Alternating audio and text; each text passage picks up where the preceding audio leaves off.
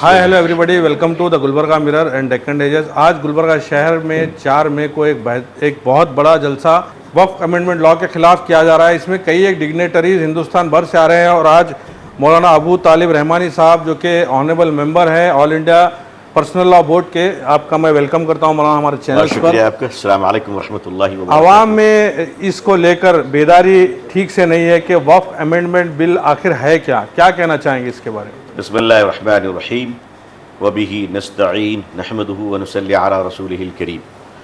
मैं समझता हूँ कि आपने जो सवाल किया कि अवाम में बेदारी सलीक़े से और कायदे से नहीं है जी, मैं आपका मुकम्मल एहतराम करते हुए इस सवाल से इत्तेफाक नहीं कर पा रहा हूँ।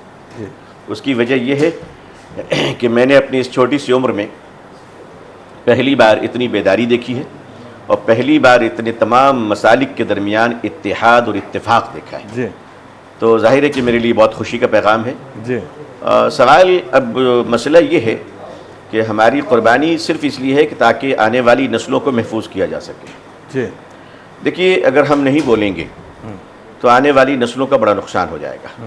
हमें लड़ना भी पड़ेगा, हमें बोलना भी पड़ेगा और हमें बहुत सारे लोगों को अपने सफ़ों में जो हैं उनको बेनकाब भी करना पड़ेगा ताकि हमारी आने वाली नस्लें महफूज व मामून रहें।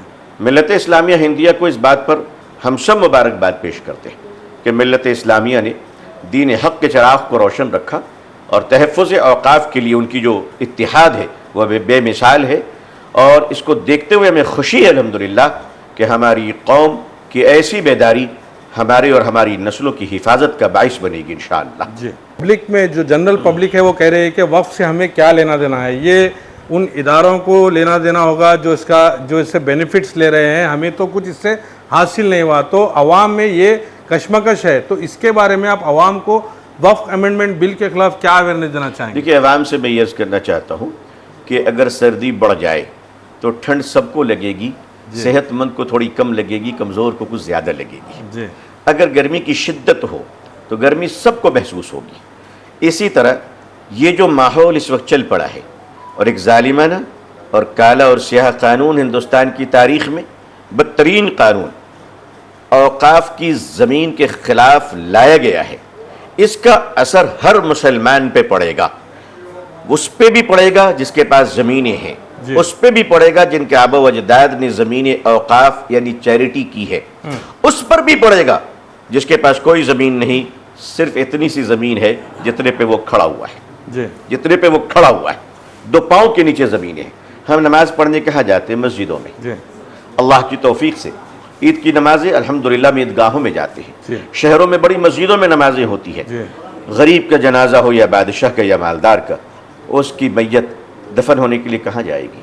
जाहिर सी बात है कब्रिस्तान में जाएगी। तो हमारे बुजुर्गों ने, हमारे बड़ों ने, सल्फ सालिहीन ने, हमारी कौम के खुशहाल लोगों ने, ज़मींदारों ने ये जो ज़मीनें वक्फ की थी वो अपनी ज़ात के लिए नहीं, सवाब जारिया तो है।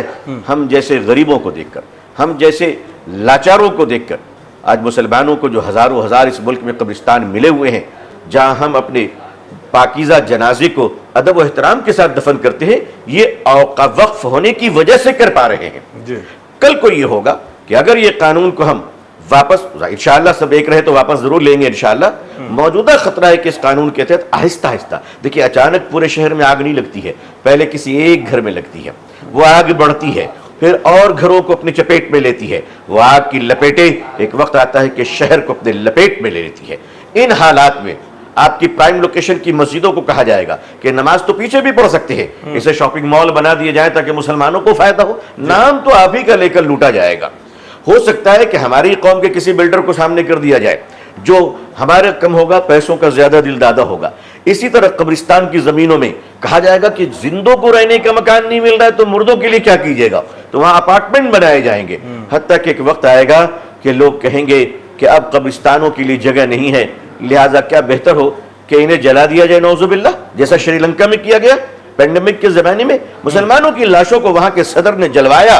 ये तो अल्लाह की पकड़ और अल्लाह का इंतकाम है कि वो सदर कहाँ है हमको तो नहीं पता, आपको पता होगा शायद कहाँ भागा हुआ है, हमें नहीं पता। देखिए अल्लाह का इंतकाम, मजलूमों पे तुम मिसाइल गिराओगे तो वो तुम्हारी दरख्त के जड़ों से आग निकालेगा। मौलाना, सुप्रीम कोर्ट में जो अब केस चल रहा है, क्या लगता है کیا نتیجے آئیں گے، کیونکہ بابری مسجد کے کیس میں کیا ہوا ہندوستان اور دنیا بھر نے دیکھا، تو یہ بھی اس پر آپ کو کیا لگتا ہے کیا فیصلہ آئے گا؟ دیکھیں مجھے جو لگتا ہے وہ ضروری نہیں کہ وہی صحیح ہو، جی اس لیے بہت ساری باتیں دل میں ہونے کے بعد بھی ہم سب کے ساتھ رہتے ہیں. جی بہت ساری چیزوں میں ڈفرینس آف اوپینین ہوتا ہے ہمارا. جیسے بابری مسجد کے موقع پر ہمارے بزرگوں نے فرمایا تھا کہ عدالت کا جو فیصلہ آئے گا ہم اسے تسلیم کریں گے. بس ہمارے بزرگوں نے فرمایا، میں نے بھی چیخ چیخ کر کہا کہ تسلیم کریں گے، حالانکہ وہ باتیں کبھی حلق سے نیچے ہماری نہیں اتری. جی. اسی لحاظ سے آنریبل سپریم کورٹ سے ہمیں توقع ہے، امید ہے کہ انشاءاللہ انصاف سے کام لیا جائے اگر گا. یہ بل ریپیل نہیں ہوا تو کیا احتجاجات کنٹینیو رہیں گے ہندوستان بھر میں؟ جمہوریت کے دائرے میں احتجاجات تو آخری منزل تک پہنچے گا. جی عوام تاکہ کو کیا اپیل کرنا چاہیں؟ عوام سے اپیل کریں گے متحد رہیں، پرامن رہیں، اپنی قیادت آل انڈیا مسلم پسندہ بورڈ کے حکم کا انتظار کریں. جب آواز آ جائے تو سمجھ میں بات آئے نہ آئے لیکن اجتماعیت کا ساتھ دینے کے لیے سب ایک ساتھ ہو جائیے. بند مٹھی لاکھ کی، کھل جائے تو خاک کی. بہت شکریہ. you. والسلام علیکم ورحمۃ اللہ وبرکاتہ.